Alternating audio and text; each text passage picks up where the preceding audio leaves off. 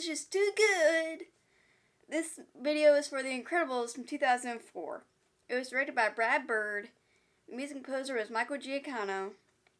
The cast included Craig T. Nelson, Elizabeth Pena, and Wallace Shawn.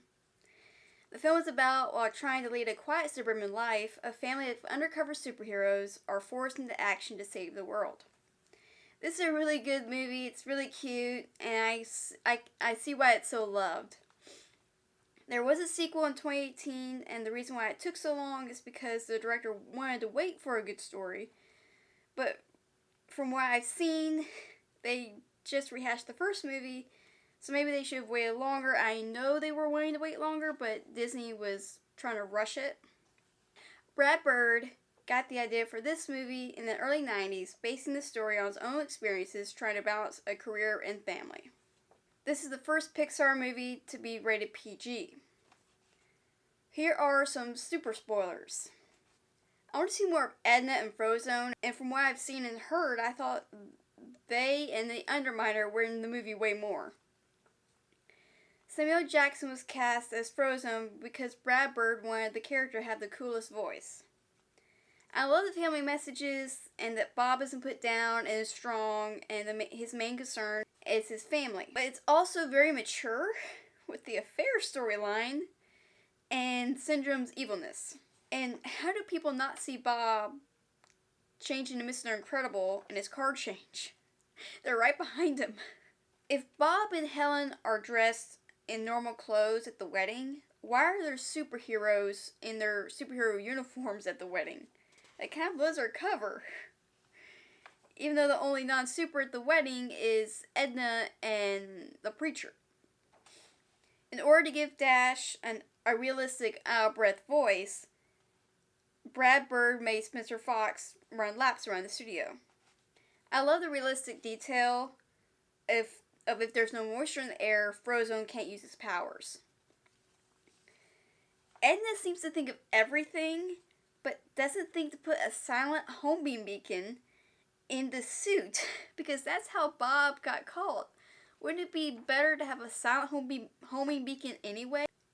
Helen's use of radio protocol while flying is very accurate for a movie. In the director's commentary, Bird tells that Holly Hunter insisted on learning the lingo and its meaning. The terminology used hints that Elastigirl has had military flight training. I love that the movie doesn't tone down the guards' actions towards the kids, because Helen told them they would not be humane just because they're children, and the guards proved her right by constantly trying to kill them. Bird drove his teams hard to be as creative as possible, and they responded by pumping the film full of references and in-jokes, and one of the most noticeable things being the villain Syndrome being modeled on Brad Bird. Wonder if you noticed that. The original script only had Syndrome appearing in the opening scene. When the Pixar animators responded much more strongly to him than the main villain, which was named Zarek, he was moved to the role. I don't know what Zarek's power was and his motivation other than him being Elastigirl's ex-boyfriend, but I'm surprised they didn't use him in the sequel. I was loving the movie so much, right up until Jack turned into a demon baby. I don't know where that came from, or why it was even in the movie, and why they thought it was okay to put that in a family movie. And please tell me I was not the only one disturbed by it.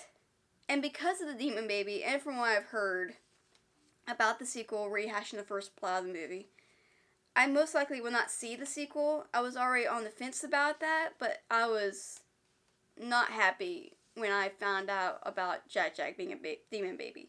I vaguely remember seeing that in the sequel trailer, but I completely forgot about it.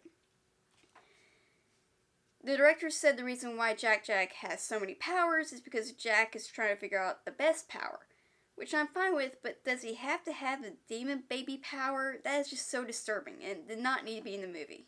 It was going so well right up until then. So what are your thoughts on the film, and what are your thoughts on the demon baby power? Please tell me I was not the only one disturbed by it.